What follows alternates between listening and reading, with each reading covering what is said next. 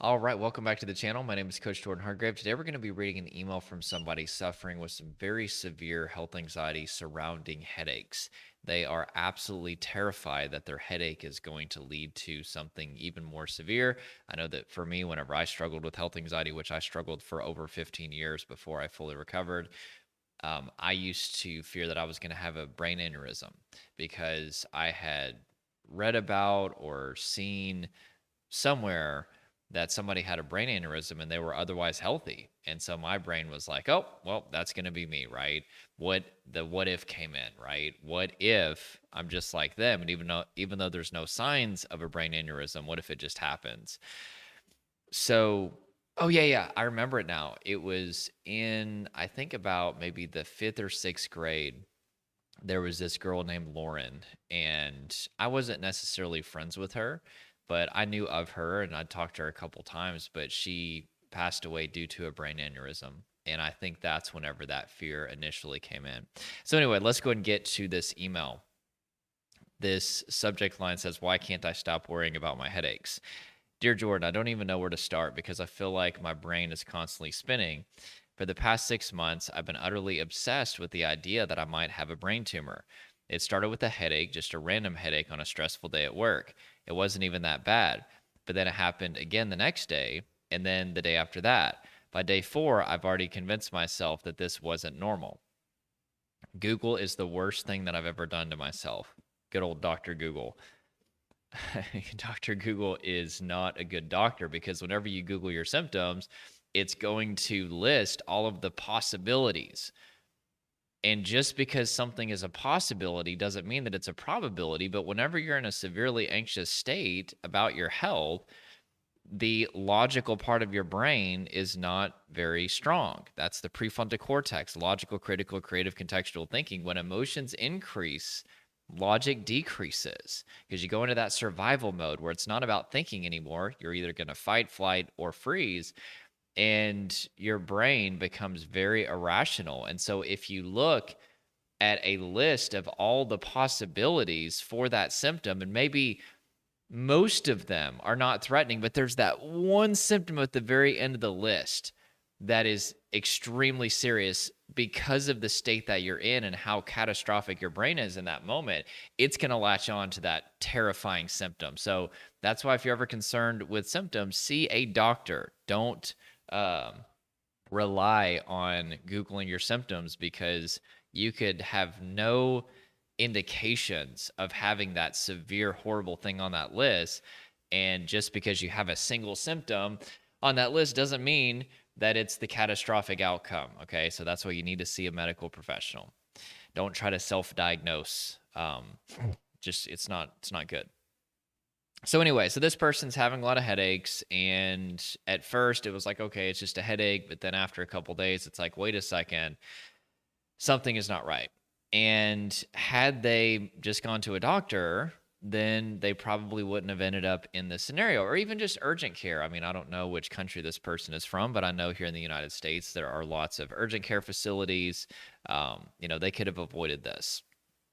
So Google is the worst thing I've ever done to myself.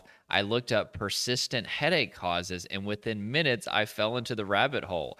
Tumor, stroke, aneurysm. I swear I felt my heart rate triple. Yeah. So I one time had a client who was a medical school student, and whenever medical school students are exposed to all of these possibilities about different health conditions, sometimes they get something called white coat syndrome, which is essentially where they start to get severe health anxiety because they see all these terrible things and they think, oh goodness, well, what if that's me? And this particular client, she had, I think it was like a tingle in her arm or something like that. And she had just spoken with a fellow physician who had told her, hey, well, she went to her friend who was also medical school and said, hey, I've got this tingle. And he was like, oh, I'm sure it's no big deal. But I did read the other day that a tingle could be a sign of, and then it was like some terrible disease or whatever.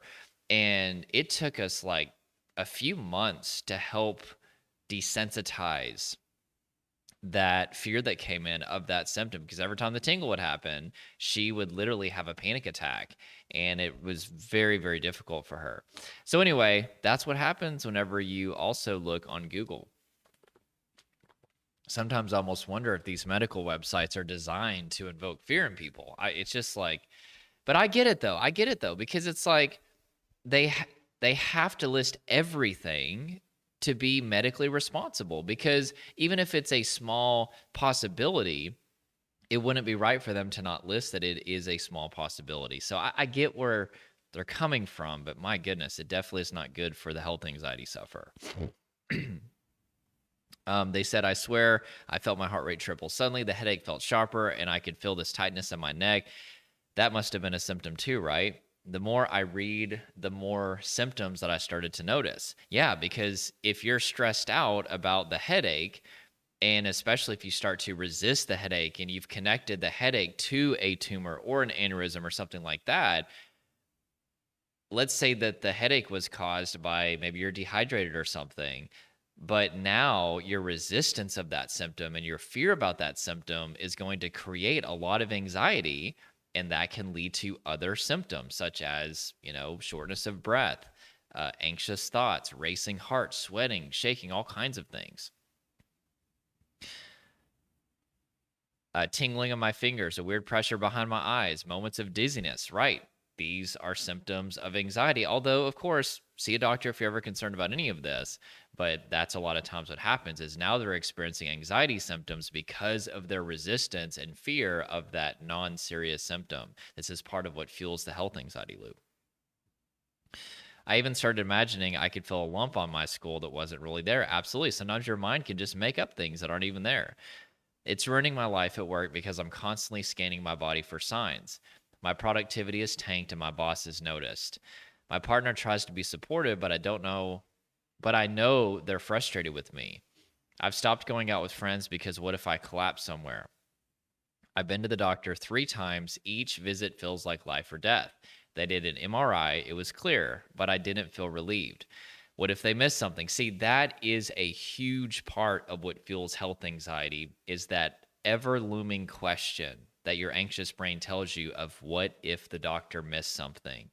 You can have all the tests and the scans in the world, but until you start to get your body out of such a severe state of anxiety and retrain your brain to not associate these safe symptoms with something dangerous, your nervous system is always going to be revved up, and there's no amount of reassurance that you'll get from test or a doctor or WebMD or Mayo Clinic online or some forum or video. You're still going to stay stuck in the loop, right? So you said, what if the tumor is just too small to see yet? I replay the conversations with the doctors in my head, dissecting every word for some kind of hidden message they might have been trying to tell me without outright saying, yes, you're dying. Yeah, absolutely. This is part of the cycle. And my aunt is a doctor. Whenever I had health anxiety, I would call her up all the time and I would listen to her voice. I was waiting for her to, kind of tell me without tell me that this is serious. Any little nuances of seriousness in her voice would make me extremely panicked. I'm like, oh no, is it serious? Am I dying? And I'd send her pictures and, hey, like, what about this bump? What about this thing?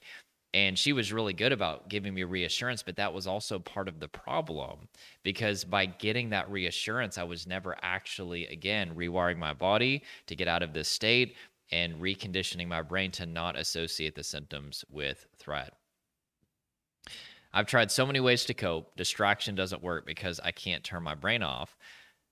Yeah, distraction is opposite of what you want to do. We need to get you back in your body and get you befriending the body and calming the body. That's part of recovery from health anxiety. You can't do that if you're constantly in your head.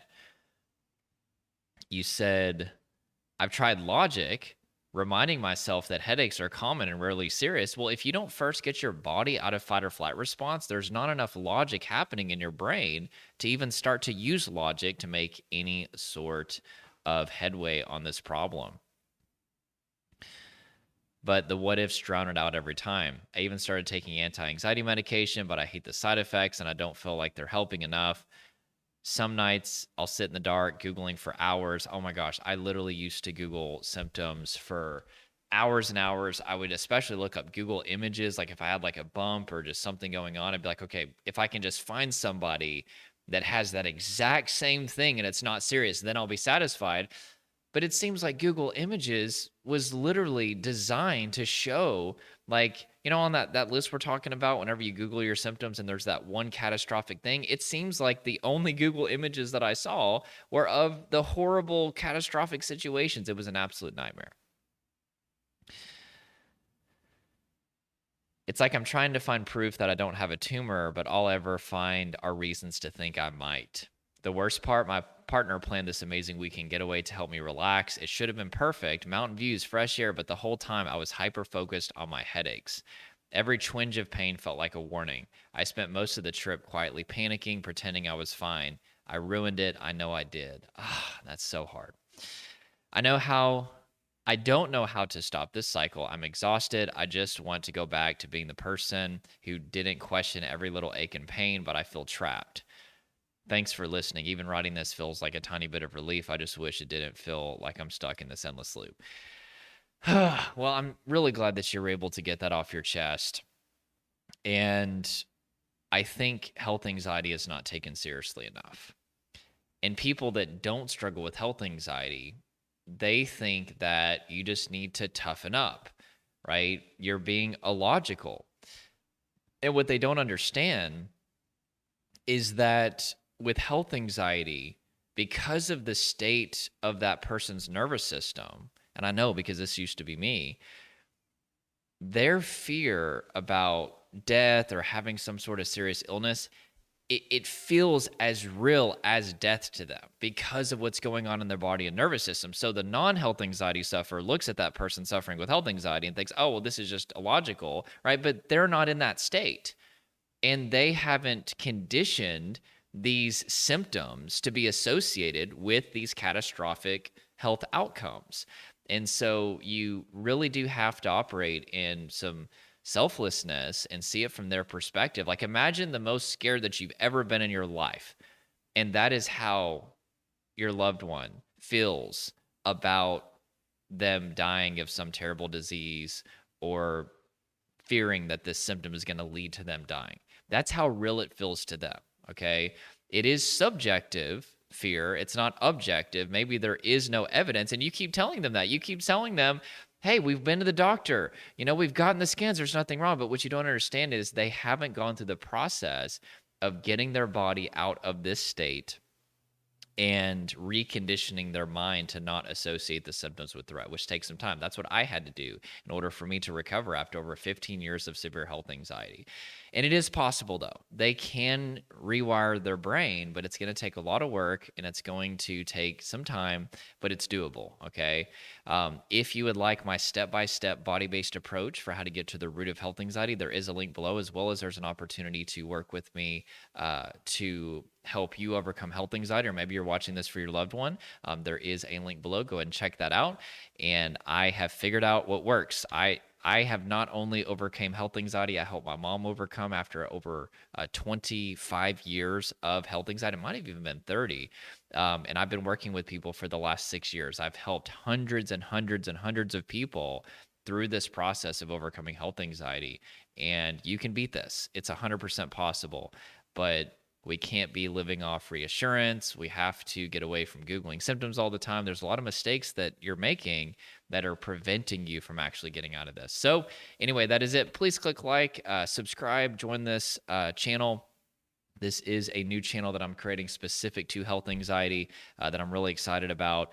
On all my other channels combined, I think I've got something like 300,000 followers, but it's more for all the symptoms that I help with: generalized anxiety, panic attacks, depersonalization, realization, health anxiety, existential, OCD, different kinds of OCD. But I really wanted a channel that's specific for health anxiety because I don't think that this issue is taken seriously enough. And I really, really want to help spread some awareness of what's going on and really relate with people, as well as provide resources to help. So that is it. And I hope you have an awesome day. I hope this encouraged you, and we'll talk to you real soon.